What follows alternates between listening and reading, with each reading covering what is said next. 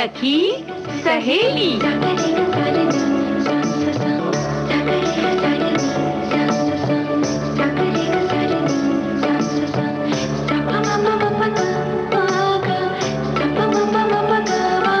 सखी सहेली।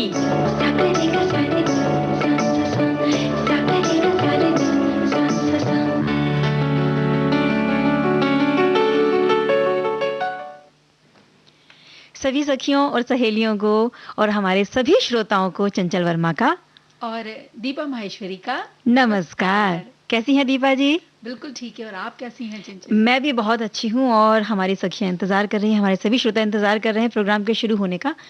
तो आज हम बता भी होंगे और हाँ, सुरक्षित भी होंगे। तो आज हम जो जानकारियां देने वाले हैं सखियों को उसके बारे में बता देते हैं। आज सखी विशेष में हम बात करेंगे दर्शन रंगनाथन की, जो कि कार्बनिक रसायन के क्षेत्र से जुड़ी हुई हैं। और दिन विशेष में आज हम बताएंगे विश्व खेल पत्रकारिता दिवस है आज, तो उसके बारे में बात होगी। बिल्कुल, क्योंकि खेल आजकल बहुत बड़े आयाम ले रहे हैं। लोग खेलों में भी करियर बना रहे हैं और खेल पत्रकारिता जो है वहाँ भी करियर के ऑप्शंस खुलते जा रहे हैं। और आज भाई व्यंजन के लिए भी सखियां इंतजार कर रही हैं। आज है शुक्रवार। हाँ, तो आज बेसन के कुछ रेसिपीज हम सखियों को बताएंगे, कुछ स्नैक्स किस तरह से बना सकते हैं या और कुछ अलग अलग चीज़ें बेसन से वो किस तरह से बना सकती हैं, इन चीज़ों की बात होगी। और कई बार ऐसा होता है ना कि चीज़ें ज़्यादा आ जाती हैं, घर में सब्जियां ज़्यादा आ जाती हैं, तो अगर हरी मिर्च हम बहुत सारी ले आएँ या कई बार हम स्टोर करके रखते हैं हरी मिर्च को कि भाई कभी भी कुछ स्नैक्स बनाना है तो उसमें हरी मिर्च के बिना स्वाद नहीं आता, क्योंकि चटपटापन नहीं लगता है। तो अगर वो ज़्यादा लाकर रखनी है तो उनको लंबे समय तक सुरक्षित किस तरह रखेंगे, इसके बारे में सखियों से बात करेंगे। लेकिन पहले एक गीत सुन लिया जाए। चलिए सुनते हैं।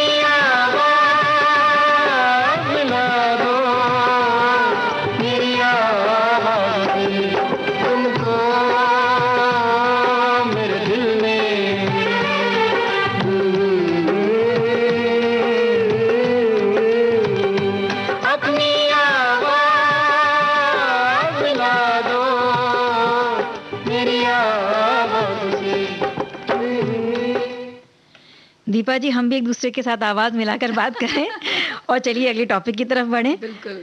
और अभी हम बात कर रहे थे कि आज है 2 जुलाई, विश्व खेल पत्रकारिता दिवस। खेलों का वाकई में जीवन में बहुत बड़ा महत्व है। बिल्कुल, चाहे हम खेलें ना, हाँ, ऐसा तो नहीं है कि हर कोई खेलता है, हाँ। लेकिन खेल नहीं भी खेलते हैं तो देखना कितना अच्छा लगता है। लोगों बिल्कुल, को हर देखते व्यक्ति हैं। खिलाड़ी नहीं होता, लेकिन दूसरों को खेलते हुए देखना भी अपने आप में बड़े सुकून की बात सही होती है। बात है। और अगर बचपन में खेला या किसी ने खेल को आगे तक लेके गए हैं, हाँ। तो वो इस बात से ज़रूर इकरार करेंगे कि हाँ, खेल हमें सहनशक्ति सिखाता है, थोड़ा-सा झुकना भी सिखाता है, धैर्य धैर्य है। सिखाता है, संभल भी सिखाता है और एक कहते हैं ना डिसिप्लिन जो हुँ। लाइफ में, ज़िंदगी में जो आ जाती है ना, बिल्कुल नियमितता रहना हर और चीज़ में, समय पे हारने के उठना। बाद आगे बढ़ना और जीतना, ये भी हम खेलों से सीखते हैं। बिल्कुल। तो ये बहुत सारी सीख हमें खेल देते हैं। और अब बात करते हैं 2 जुलाई के दिन की, क्योंकि ये होता है विश्व खेल पत्रकारिता दिवस। खेलों के प्रचार के लिए खेल पत्रकारों की सेवा को चिन्हित करने के लिए हर साल 2 जुलाई को विश्व खेल पत्रकारिता दिवस दीपा जी मनाया जाता है।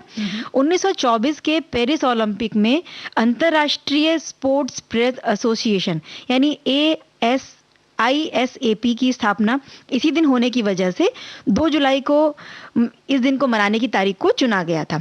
और इसको मनाने का उद्देश्य खेल पत्रकारों के उनके उत्कृष्ट जो काम वो करते हैं, उनके जो प्रयास होते हैं और दुनिया के लिए उदाहरण स्थापित करने के लिए, उनको प्रोत्साहन देने के लिए इस दिन को हम मनाते हैं।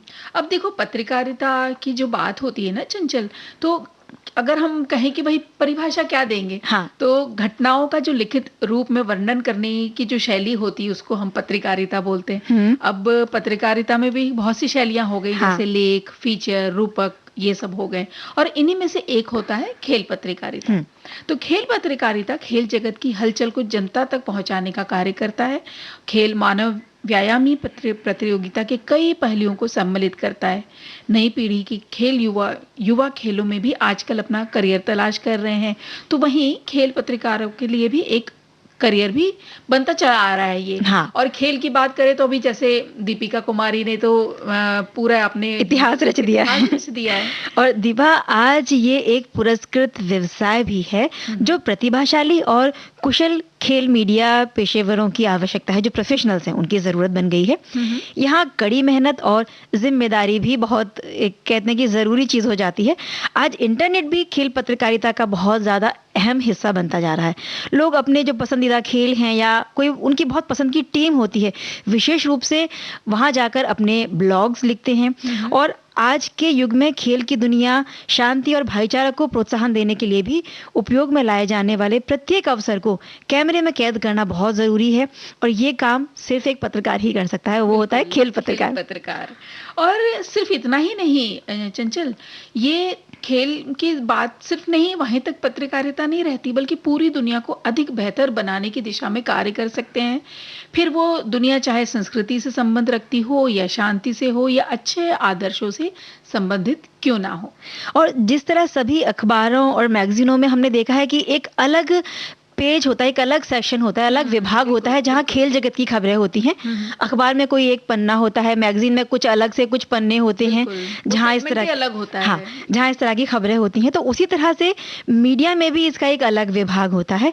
खेलकूद पत्रकारिता एक विशेष जिम्मेदारी भी है और वो सभी देशों के बीच शांति और सौहार्द का उदाहरण भी प्रस्तुत करते हैं। फिर जो बहुत सारे खिलाड़ी हैं, जब वो अपने खेलों से रिटायरमेंट ले लेते हैं, निवृत्त हो जाते हैं, तो वो भी इसी क्षेत्र को आगे मतलब खेल पत्रकारिता को चुन रहे हैं, आगे बढ़ रहे हैं और लोगों को एक संदेश भी दे रहे हैं कि भाई ये एक अच्छा ऑप्शन है जहां आप करियर भी बना सकते हैं। बिल्कुल। तो चलिए अब एक गाना सुन के फिर आगे बढ़ेंगे।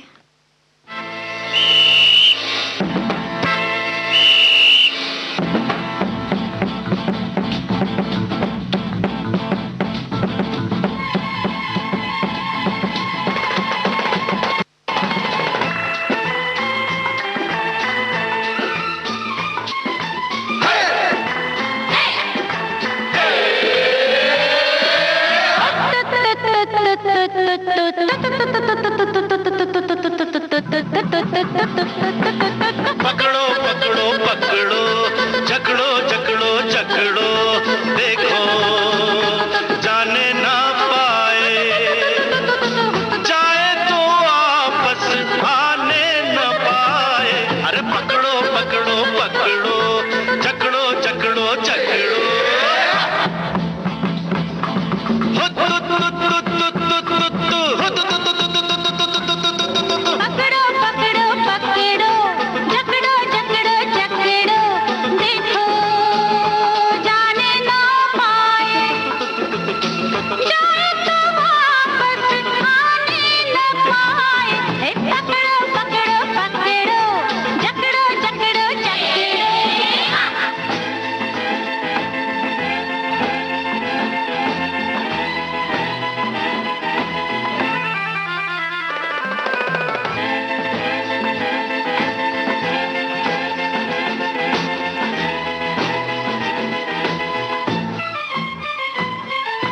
मारो कैंची तोड़ो टंगड़ी, ये घर जाए होकर लंगड़ी, भैया पकड़ो हाथ मरोड़ो, गोरी गोरी टांग न तोड़ो। खेल है प्यारे प्यार नहीं है, दुश्मन है दिलदार नहीं है, ये तेरा दिल धड़काने न पाए। अरे पकड़ो पकड़ो पकड़ो, जकड़ो जकड़ो जकड़ो, देखो जाने ना पाए, चाहे तो वापस आने न पाए। अरे पकड़ो पकड़ो पकड़ो, जकड़ो जकड़ो जकड़ो।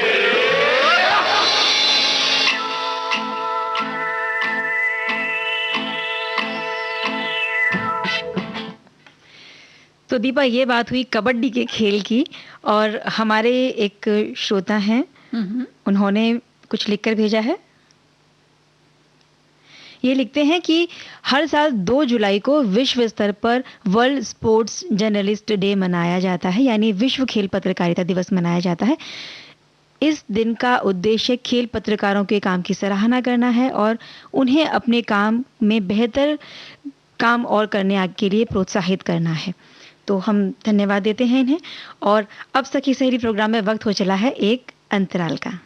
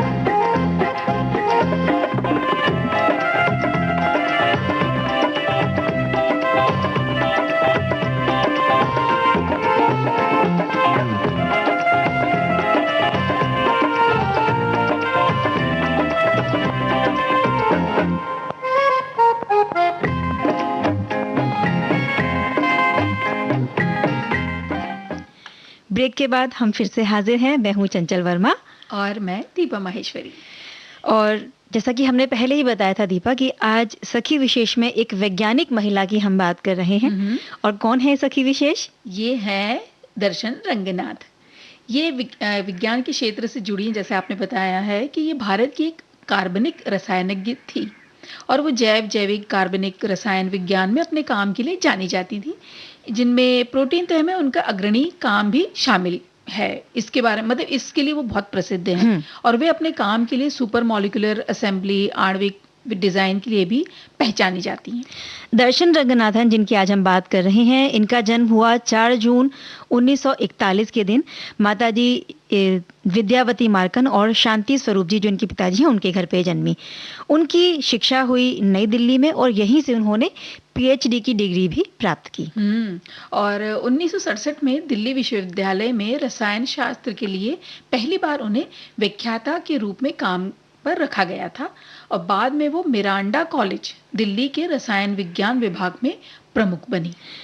दर्शन रंगनाथन, जिनकी हम बात कर रहे हैं, 1970 में उन्होंने भारतीय प्रौद्योगिकी संस्थान कानपुर यानी आईआईटी कानपुर में अपना शोध कार्य शुरू किया था और उन्हीं दिनों में उनकी शादी हो गई थी सुब्रमण्यम रंगनाथन के साथ में। उन्होंने फेलोशिप के आधार पर आईआईटी कानपुर में अपना शोध जारी रखा, लेकिन जो कुछ लिखित नियम थे उन्होंने उनको ये काम जारी रखने से रोक दिया, क्योंकि जो उनके पति थे वो पहले से ही वहां पर सदस्य हुआ करते थे।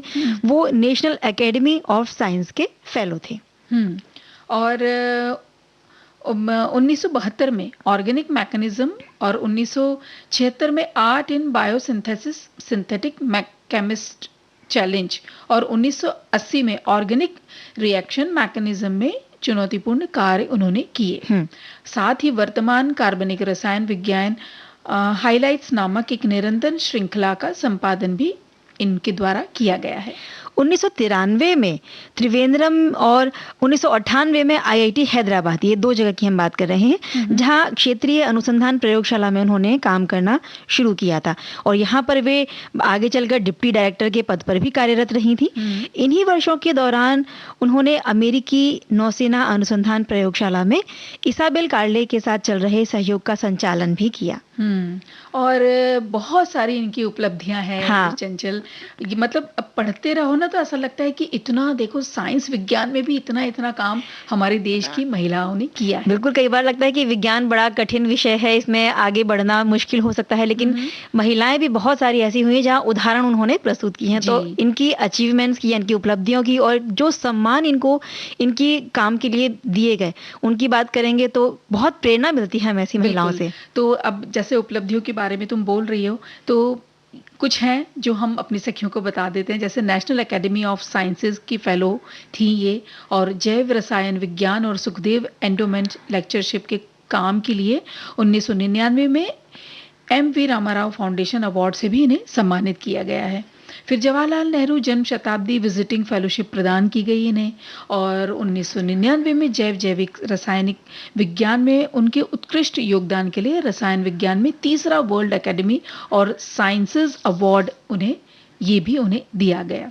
और दीपा, 1997 में उन्हें स्तन कैंसर हो गया, इस बात का उन्हें पता चला और इसी के चलते आगे चलकर 2001 में 4 जून का दिन, जो कि उनका जन्मदिन हुआ करता है, तो 4 जून के ही दिन, उनके जन्मदिन के दिन पर उनका निधन हो गया और वो इस दुनिया से अलविदा कहकर चली गई।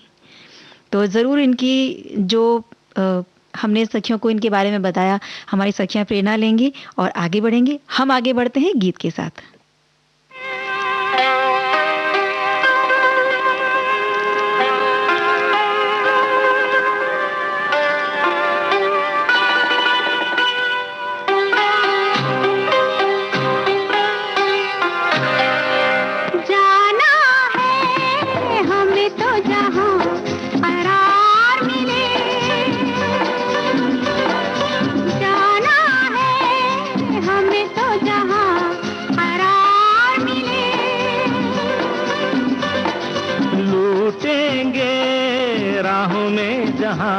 बाहर मिले जाना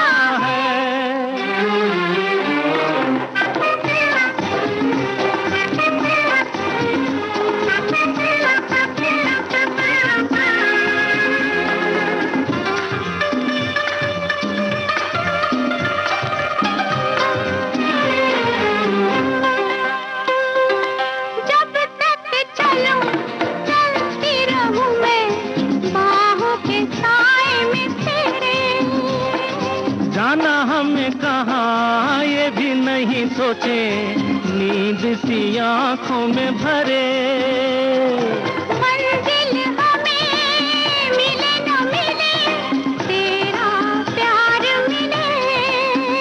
अरे जाना है हमें तो जहां करार मिले, लूटेंगे राहों में जहां बाहर मिले, जाना है।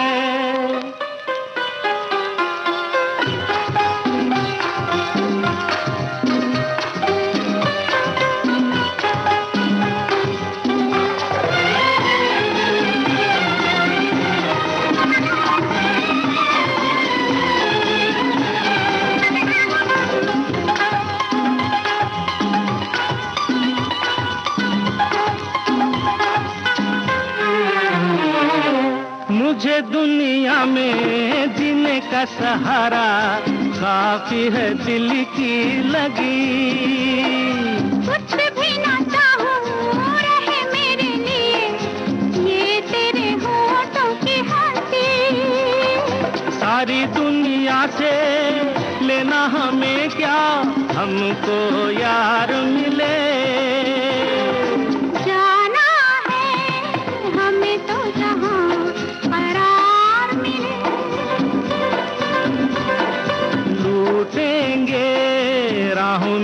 जहां बाहर मिले,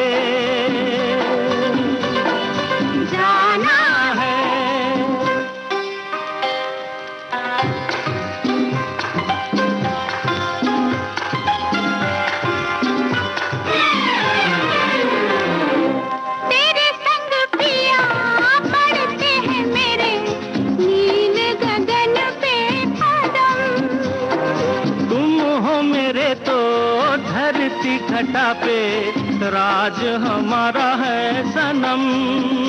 आज नजारे कर चुका के 100 बार मिले।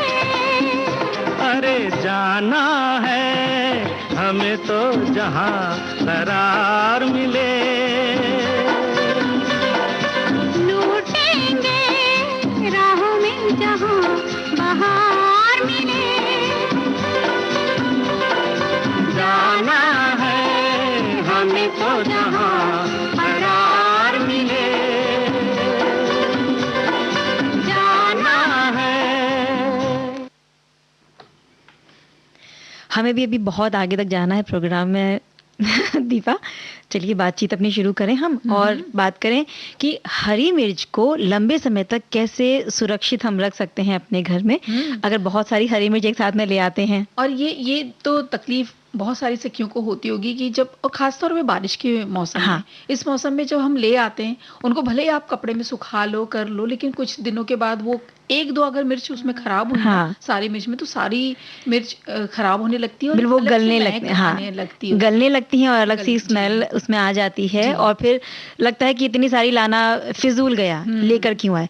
लेकिन बारिश का समय जब होता है तो कई बार लगता है कि भाई ऐसी छोटी छोटी चीजों के लिए बार बार बाहर कौन जाएगा, तो इकट्ठा लाके हम रख भी लेते हैं। अब लाके रख लिए तो उनको सुरक्षित रखना भी बहुत जरूरी है।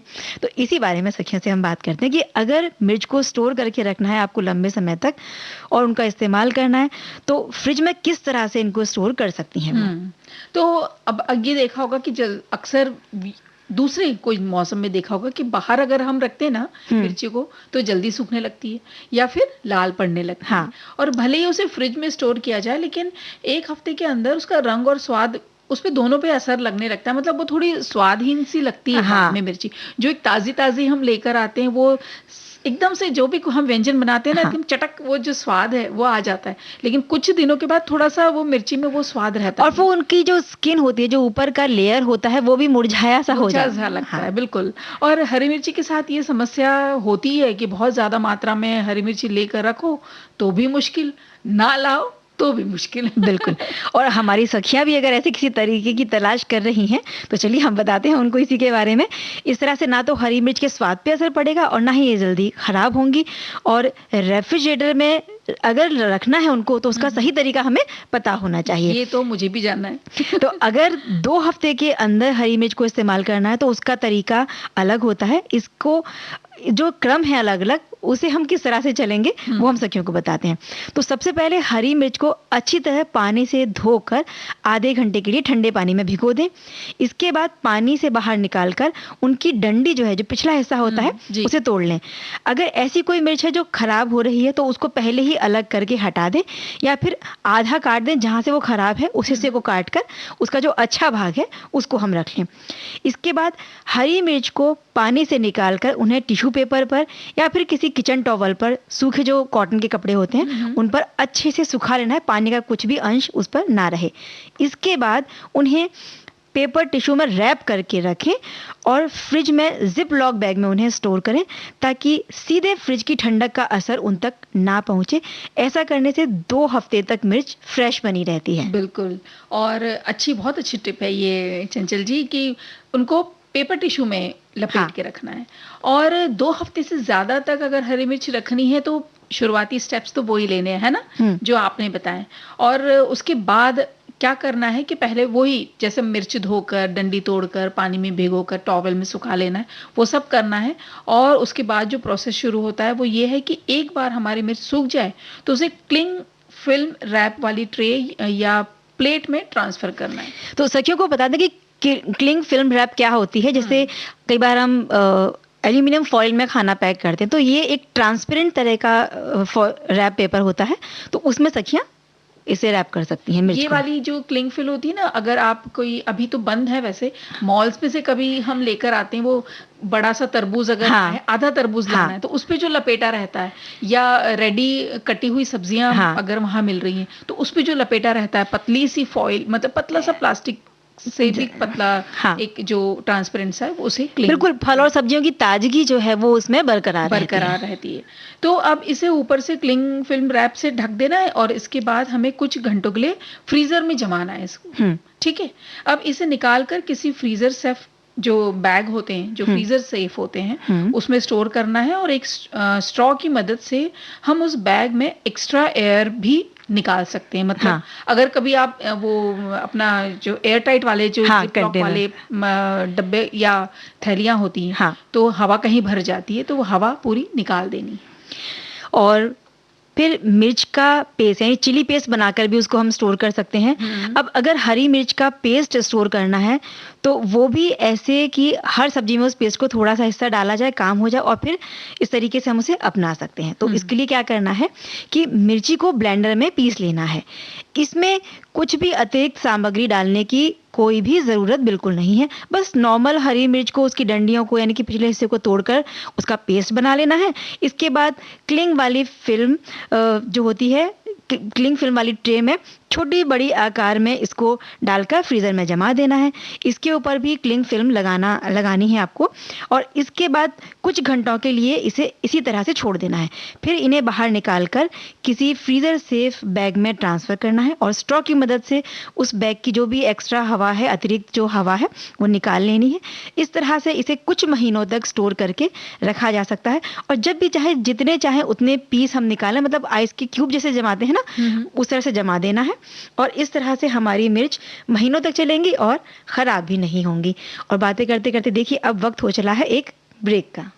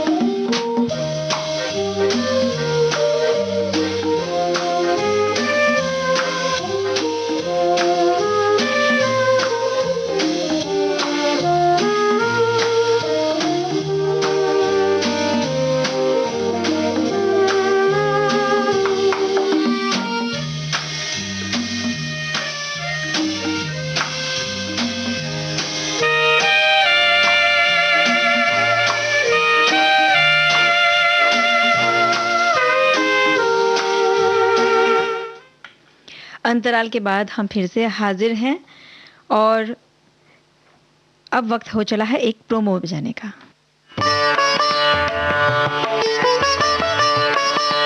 धारावाहिक नेत्री महिला सांसद की जीवन गाथा और चुनौतियों पर आधारित कार्यक्रम शाइना एनसी के साथ।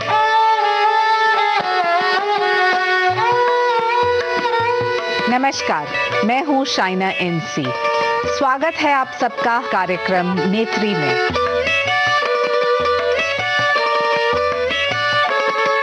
महिला सांसद की घर से संसद तक के संघर्ष की कहानी नेत्री।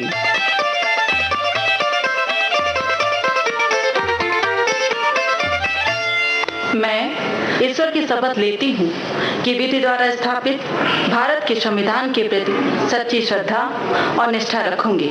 विविध भारती के राष्ट्रीय नेटवर्क पर धारावाहिक नेत्री प्रत्येक बुधवार दोपहर 3:15 से।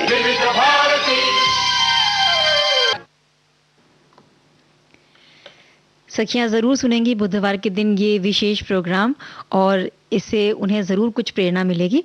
और आज हम सखियों को बताने वाले हैं बेसन की सब्जी के बारे में, क्योंकि ऐसा होता है ना कई बार कि बाजार की सब्जियां खाते खाते लगता है कि कुछ ऊब गए, कुछ अलग बनाया जाए। बिल्कुल।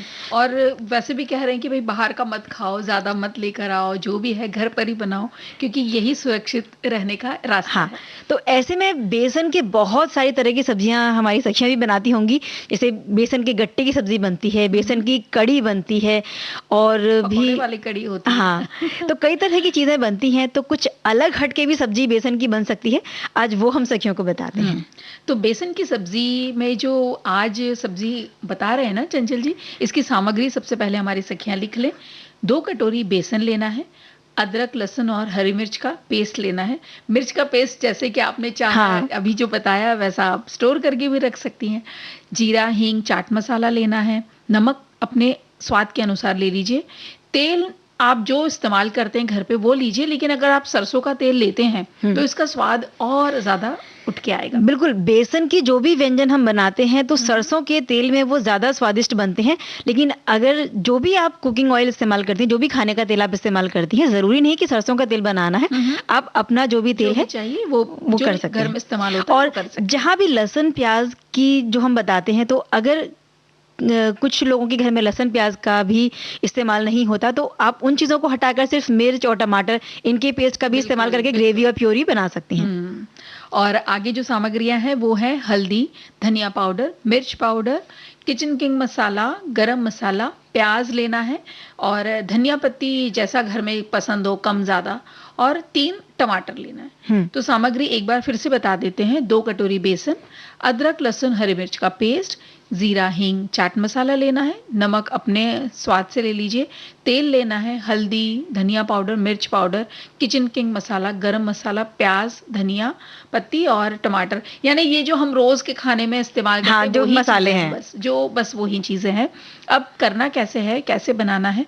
2 कटोरी बेसन हमने लिया और उसको छान लिया।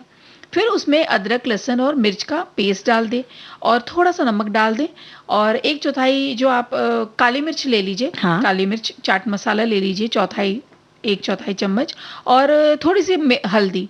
ये सब लेकर के फिर बेसन में थोड़ा थोड़ा पानी डाल के इसका घोल बना लो। अब क्या करें कि फिर गैस पर कढ़ाई चढ़ाएं और 2 चम्मच तेल डालना है अभी। और तेल में आधा चम्मच हींग और आधा चम्मच जीरा डालें। अब ये हींग जीरा में भी ऐसा है, किसी को कम पसंद आता है और किसी को हींग का स्वाद थोड़ा अच्छा से उठ के आए वैसा पसंद आता है, तो वो भी आप चाहें तो अपने हिसाब से डाल बिल्कुल सकते हैं। हींग जरूर डालनी चाहिए, क्योंकि बेसन की चीजें कई बार लोगों को अपच की समस्या पैदा कर देती हैं। तो बेसन पचाने में हींग बड़ी सहायक होती है। बेसन है, अजवाइन है, बेसन के जितने भी हम रेसिपीज या स्नैक्स देखते हैं ना, तो उसमें ये 2 चीजें बहुत ज्यादा डलती बिल्कुल। हैं। बहुत से घरों में होता है कि कहते हैं अरे हमारे बच्चे नहीं खाते। हाँ। बल्कि नहीं खाते होंगे, लेकिन आप थोड़ा सा डाल दीजिए और बताइए नहीं कि डाला हाँ। हुआ है। तो जो आपका काम है अपच वाला वो भी हो जाएगा और धीरे धीरे वो टेस्ट भी सीखने लग जाएंगे। फिर आगे क्या करना है, जीरा जब है ये जब थोड़ा लाल होने लगे तब बेसन का घोल डाल दें और उसे लगातार लगातार चलाते रहना है। नहीं तो उसमें वो घोल जब गाढ़ा होने लगेगा ना तो गुल्ले भी पड़ सकते हैं उसमें। हाँ, वो गठाने गुठले पड़ जाते सकते हैं। अब हिलाते रहें घोल गाढ़ा होने तक और गैस बंद कर दें। एक थाली में आप क्या कीजिए कि थोड़ी सी चिकनाई लगाएं और थोड़ा सा आटा फैला दें और उसपे ये जो बना हुआ बेसन है वो फैला दें और 5 मिनट तक ठंडा होने दें। और ठंडा जब हो जाए तो उसे बर्फी के आकार में काट लें और फिर गैस पर कढ़ाई वापस चढ़ाएं और उसमें 2 चम्मच तेल डालें और तेल गर्म होने पर बेसन की जो कटिंग है ये किसी भी शेप में आप काट लीजिए और उसको ब्राउन होने तक फ्राई कर लें। फिर उसे निकाल लें और कढ़ाई में 2 चम्मच तेल डालकर उसमें अब फिर से थोड़ा सा हींग, थोड़ा सा जीरा डाल दें। एक बारीक कटा हुआ जो आप प्याज अगर आपको लोगों को पसंद है तो वो डाल लीजिए। फिर उसमें सारे मसाले डाल दें। मसाला लाल होने पर टमाटर, अदरक, लहसुन और मिर्च का पेस्ट डाल दें। और जैसे आपने बताया कि अगर लहसुन प्याज नहीं खाते हैं तो यहाँ पर आप लहसुन हटा सकते हैं। और अच्छी तरह से जब ये सब पूरे पेस्ट डालने के बाद बेसन की कटिंग डाल के जब भून जाए उसके बाद इसमें मसाले डालकर अच्छी तरह से मिला लें। फिर इसमें एक और आधा ग्लास मतलब 1.5 ग्लास पानी डालना है और 5 मिनट के लिए ढक के रख देना है। 5 मिनट के बाद सब्जी गाढ़ी होने पर 1 चम्मच गरम मसाला या थोड़ा सा अगर जैसे किसी को हल्का सा खुशबू बस पसंद आती है तो थोड़ा कम डाल लीजिए और फिर धनिया पत्ती डालें और बस देखिए सब्जी हो गई तैयार। हमारी जो सखियां किचन में काम करती हैं उनका इंटरेस्ट है कुकिंग में, तो वो मसालों में कम ज़्यादा कैसे करना है या अपने परिवार का जो उन्हें पता होता है कि किस चीज़ का टेस्ट ज़्यादा पसंद करते हैं, कौन सी चीज़ कम डालनी है, तो ये फेरबदल वो अपने टेस्ट के हिसाब से कर सकती हैं। तो ये तो हुई कि बेसन की कतली जैसी काट के बर्फी जैसे पीसेस बना के उसकी सब्जी बनानी है। तो बेसन की ही एक और तरह की सब्जी कैसे बनाई जा सकती है उसकी रेसिपी सखियों को बताते हैं। तो इस बेसन की सब्जी को बनाने के लिए हमें जो सामग्री चाहिए वो है 2 प्याज बारीक कटे हुए, 1 कटोरी अदरक लहसुन का पेस्ट, 2 हरी मिर्च का पेस्ट या फिर बारीक काट कर भी आप ले सकते हैं, 2 टमाटर बारीक कटे हुए, और इसकी भी अगर आप चाहें तो प्योरी बना सकती हैं, 1 बड़ी चम्मच हल्दी, 1 बड़ा चम्मच गरम मसाला, 1 छोटी चम्मच अजवाइन, 1 छोटा चम्मच जीरा, 1 बड़ा चम्मच धनिया पाउडर, 1 छोटा चम्मच लाल मिर्च पाउडर। और लाल मिर्च पाउडर ज़रूरी नहीं है कि आपको 1 छोटा चम्मच लेना है, ये स्वाद अनुसार कम या ज़्यादा किया जा सकता है। हरी मिर्च की मात्रा भी इसी तरह से घटाई और बढ़ाई जा सकती है। और नमक स्वाद के अनुसार, और तेल ज़रूरत के अनुसार, क्योंकि कुछ लोगों को सब्जी में तेल बहुत ज़्यादा चाहिए था, जब ऊपर तरी दिखनी चाहिए। कुछ लोग बहुत जो हेल्थ कॉन्शियस होते हैं वो बहुत कम तेल का इस्तेमाल करते हैं, तो अपनी ज़रूरत के मुताबिक आप तेल का इस्तेमाल कर सकते हैं। और सजावट के लिए थोड़ा सा हरा धनिया। अब इसे बनाने की जो विधि है, तरीका है सब्जी को बनाने का, कि मीडियम आंच में एक पैन में तेल गर्म करने के लिए रख दें। तेल गर्म जब हो जाए तो ज़ीरा, अदरक लहसुन का पेस्ट, हरी मिर्च और प्याज को डालकर भून लें। अब थोड़ा सुनहरा होने तक इसे भूनना है, अच्छी सी खुशबू आने लगे। इसके बाद हल्दी, धनिया पाउडर, लाल मिर्च पाउडर, यानी कि जो भी सूखे मसाले हमने लिए हैं, पाउडर मसाले, वो सब डालने हैं। नमक स्वाद अनुसार डालना है और इसे चलाते हुए अच्छी तरह से मिक्स कर लेना है। टमाटर डालने के बाद में टमाटर जब तक सॉफ्ट ना हो जाए तब तक इसे भूनते रहना है। फिर पानी डालकर 2 से 3 मिनट तक ढककर इसको पका लें, ताकि टमाटर भी गल जाएंगे और सारे जो मसाले हैं वो इसमें जज्ब हो जाएंगे। और फिर जब मसाले और टमाटर सब अच्छे से पक जाएगा तो दूसरी तरफ पकौड़े बनाने के लिए एक बर्तन में बेसन, प्याज, हरी मिर्च, अजवाइन और अदरक लहसुन का पेस्ट बनाकर धनिया पत्ती, नमक स्वाद अनुसार, चुटकी भर लाल मिर्च पाउडर और हल्दी मिलाकर एक घोल बना लें। इस घोल से हमें पकौड़े बनाने हैं। अब तय समय के बाद में, यानी कि जब वो जो हमने ग्रेवी बनाई है उसमें जब उबाल आने लगेगा तो उसी जो ग्रेवी का उबाल है उसमें हमें पकौड़े बनाते हुए डालते जाना है। और फिर से जब वो पकौड़े हम डाल दें तो जब पहले बैच के पकौड़े ऊपर आ जाते हैं उसके बाद हमें फिर से पकौड़े डालने हैं। पकौड़े हमने किस में डाले? जो हमने पहले प्याज, लहसुन, टमाटर वगैरह सब भून लिया था और फिर पानी डाल के उसको हमने पका लिया, वो जो पानी उबल रहा है सब मसालों के और टमाटर प्याज के साथ में, उसी पानी में हमें ये जो हमने घोल बना है बेसन का वो पकौड़े डालते हैं जी। और जब हम डालेंगे तो थोड़ी देर में फूल के वो पकौड़े ऊपर आ जाते हैं। उसके बाद में हमें फिर से एक और बैच डालना है, यानी कि कितना पकौड़े आपको चाहिए, गाढ़ा पतला कैसे रखना है वो उतना आप पकौड़े बनाकर डाल सकते हैं। और उसके बाद में ढककर इसे 3-4 मिनट तक पका लें कि वो बेसन का कच्चापन पूरा निकल जाए, पकौड़े अच्छी तरह से पूरे मिक्स हो जाए, पानी अलग से ना रहे, इस तरह से आप देखें। और फिर गरम मसाला डालकर धनिया पत्ती से गार्निश करके आंच बंद कर दें। और फिर इस सब्जी को चावल, सब्जी, पराठे, रोटी किसी भी चीज़ के साथ में खा सकते हैं।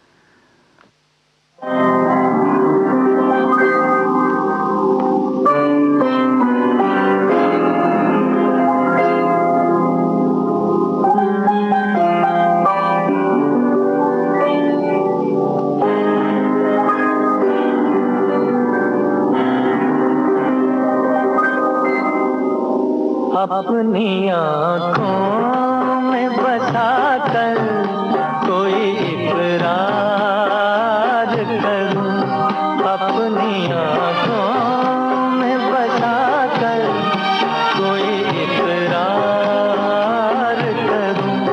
जी में आता है कि जी भर के तुझे प्यार करूं, अपनी आँखों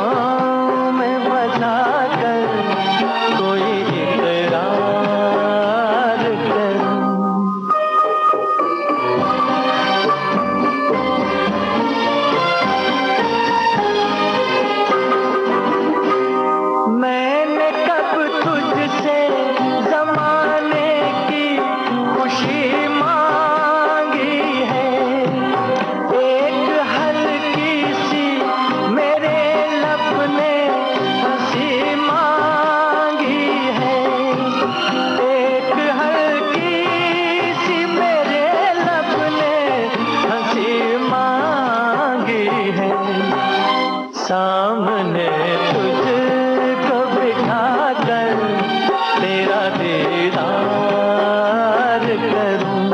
जी में आता है कि जी भर के तुझे प्यार करूं। अपनी आँखों में बसा कर कोई इकरार करूं।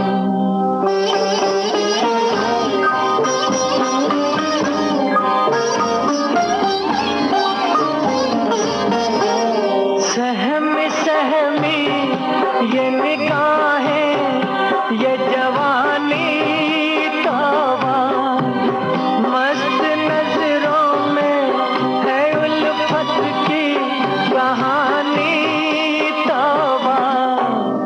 हाँ मेरी जान तमन्ना तेरा सिंगार करूं। जी में आता है कि जी भर के तुझे प्यार करूं। अपनी आँखों में बसा कर कोई इकरार करूं।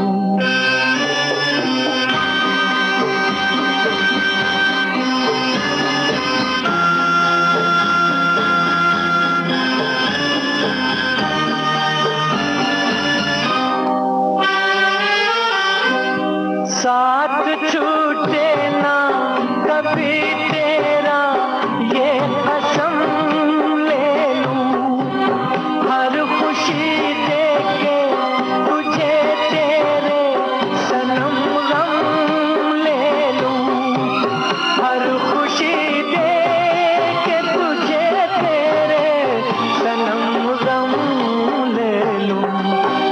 हाय मैं किस तरह से प्यार का इजहार करूं। जी में आता है कि जी भर के तुझे प्यार करूं। अपनी आँखों में बसा कर कोई इकरार करूं। बहुत ही अच्छा गाना अभी हमने सुना सखियों के साथ में। जी में आता है जी भर के तुझे प्यार करूं। और पता है क्या होता है, जब घर में जो महिलाएं हैं वो बहुत अच्छा अच्छा खाना बनाकर खिलाती हैं तो जो उनके पति होते हैं, कई बार बच्चे होते हैं, बड़ी तारीफ करते हैं और उस समय तो उन्हें ऐसा प्यार उमड़ आता है जब उनके पसंद की कोई चीज़ बनाकर वो खिलाती हैं तो लगता है कि बस जी भर के प्यार करो अभी ने। वो कहते हैं ना, हमारे देश में तो ये बड़ा लोकप्रिय है कि पति का घर जो दिल का रास्ता है वो पेट से होकर ही गुजरता है। और इसीलिए बहुत सारी जो पत्नियां हैं, जो स्त्रियां हैं, वो ये कोशिश करती रहती है कि हमेशा पति के पसंद का खाना वो बनाती रहें। जो नहीं आता है उसे वो सीखने की कोशिश करती है।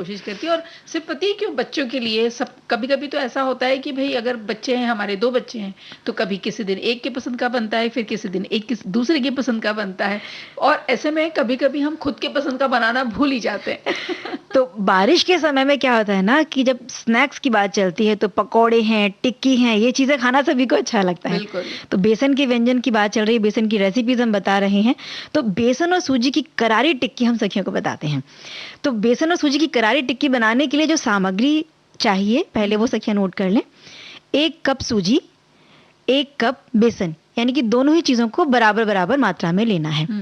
आधा कप पानी, 1 चम्मच तेल, आधा चम्मच अजवाइन, आधा चम्मच जीरा, 2 हरी मिर्च, और हरी मिर्च को स्वाद के अनुसार कम या ज़्यादा किया जा सकता है। 1 चम्मच लहसुन अदरक का पेस्ट, इसे भी अगर आप नहीं खाते हैं तो स्किप कर सकते हैं। आधा चम्मच हल्दी, आधा चम्मच हींग, आधा चम्मच गरम मसाला, 1 चम्मच नींबू का रस, नमक स्वाद अनुसार और तेल आवश्यकता अनुसार तलने के लिए। सामग्री हम एक बार फिर से बता देते हैं सखियों को। 1 कप सूजी, 1 कप बेसन, आधा कप पानी, 1 चम्मच तेल, आधा चम्मच अजवाइन, आधा चम्मच जीरा, 2 हरी मिर्च, 1 चम्मच अदरक लहसुन का पेस्ट, आधा चम्मच हल्दी, 1/4 चम्मच हींग, आधा चम्मच गरम मसाला, 1 चम्मच नींबू का रस, नमक स्वाद अनुसार और आवश्यकता अनुसार तलने के लिए तेल। अब बनाने के लिए सखियों को क्या करना है कि एक बड़े बर्तन में सूजी और बेसन को डालकर 1 कप पानी डालकर अच्छी तरह से मिलाकर 5 मिनट के लिए छोड़ देना है, ताकि सूजी पानी को ऑब्जॉर्व करके फूल जाए।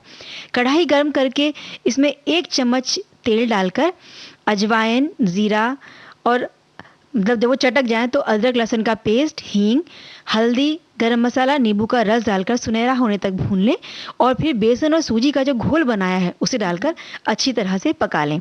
जब ये मिश्रण थोड़ा थोड़ा गाढ़ा होने लगे तभी गैस को बंद कर दें और इसे ठंडा होने के लिए छोड़ दें। जब ये ठंडा हो जाएगा तो मनपसंद आकार में इसकी टिक्कियाँ बना लें। आपको थोड़ा अंडाकार शेप बनाना है, गोल शेप बनाना है या चौकोर बनाना है, उस शेप में आप ये टिक्की बना लें और फिर ये जो टिक्की हैं इनको तेल में डालकर अच्छे से भूरा होने तक, सुनहरा होने तक तल लें और फिर हरी चटनी या टमाटर की चटनी के साथ में इसे सर्व करें।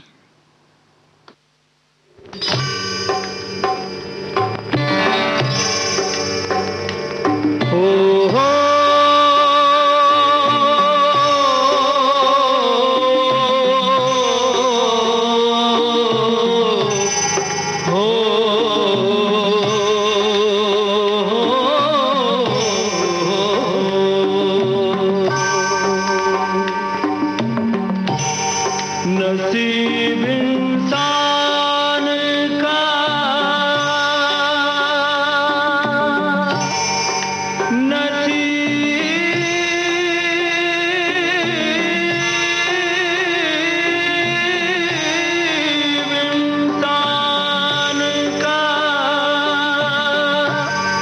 नसीब इंसान का चाहत से ही संवरता है। क्या बुरा इसमें किसी पर जो कोई मरता है।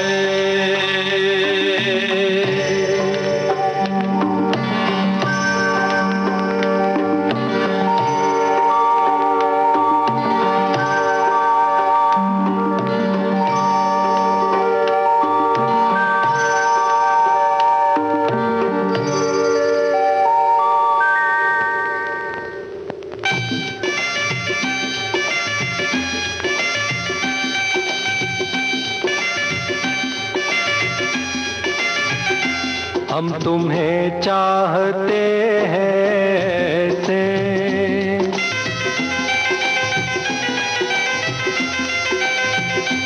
हम तुम्हें चाहते हैं ऐसे, मरने वाला कोई, मरने वाला कोई जिंदगी चाहता हो जैसे, हम तुम्हें चाहते हैं ऐसे।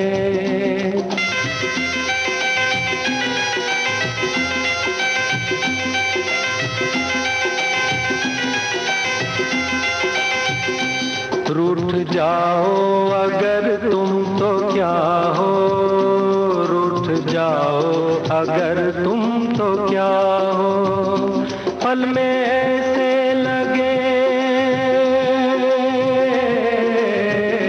पल में ऐसे लगे जिस्म से जान जैसे जुदा हो, हम तुम्हें चाहते हैं ऐसे, मरने वाला कोई, मरने वाला कोई जिंदगी चाहता हो जैसे, हम तुम्हें चाहते हैं ऐसे।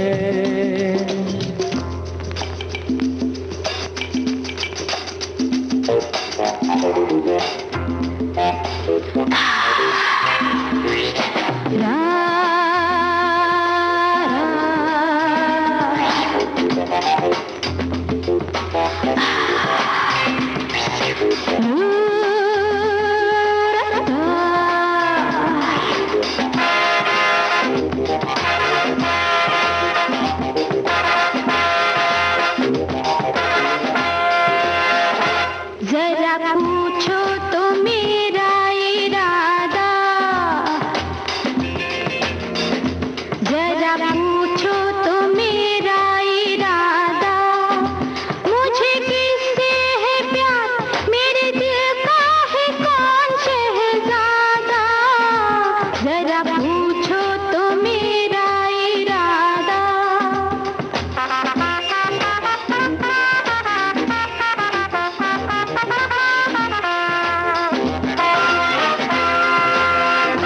मेरे ख्वाबों में जो सज रहा है मेरे ख्वाबों में जो सज रहा है वो खुदा तो नहीं पर जमाने में सबसे जुदा है मेरे ख्वाबों में जो सज रहा है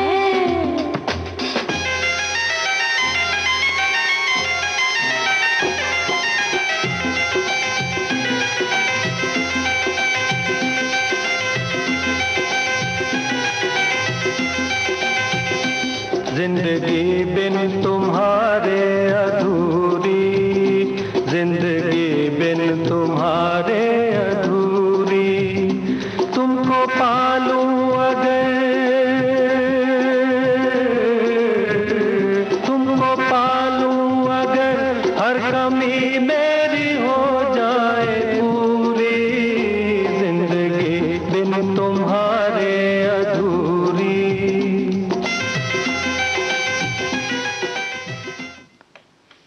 बहुत अच्छा गाना था, जिंदगी बिन तुम्हारे अधूरी। और देखो, हम बात कर रहे हैं बेसन से बने हुए व्यंजनों की। तो चंचल, वैसे बात हो बेसन की और बटाटे वड़े की बात ना हो। बिल्कुल, बटाटा वड़ा महाराष्ट्र का, मुंबई का बहुत ही फेमस स्नैक्स है और यहाँ बटाटा वड़ा कहते हैं।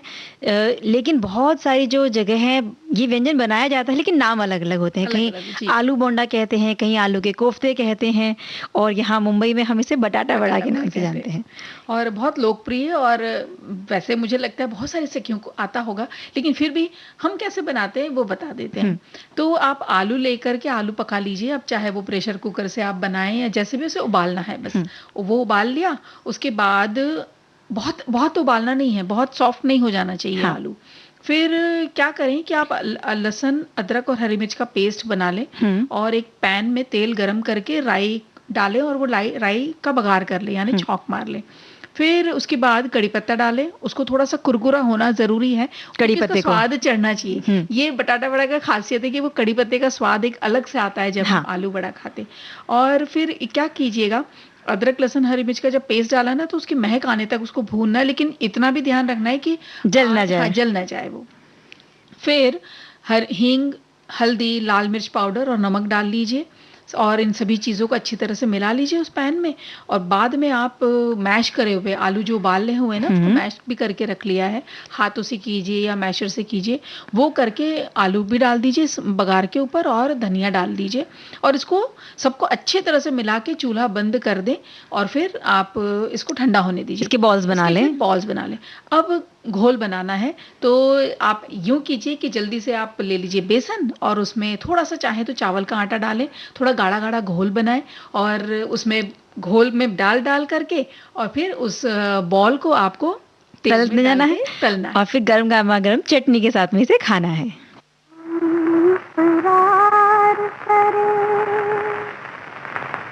या कोई इनकार करे तुमसे एक बार निगाहें तो जरा चार करे।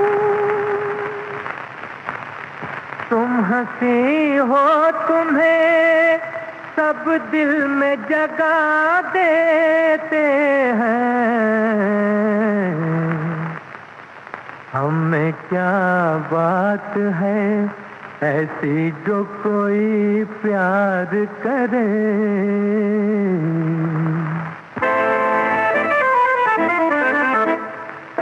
मैं तुमसे पूछती हूँ, मुझे तुमसे प्यार क्यों है?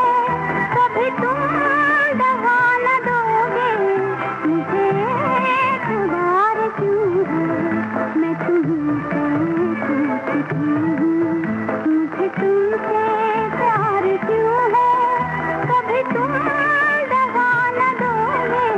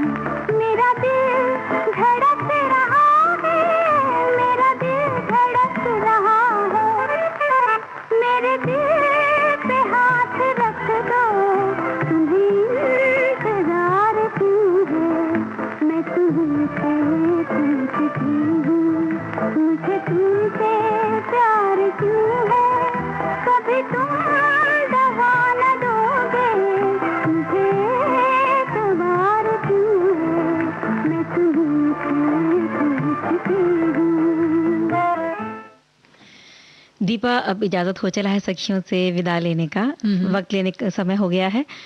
तो सभी सखियों से लेते हैं इजाजत। सभी को चंचल वर्मा और दीपा माहेश्वरी का नमस्कार। नमस्कार।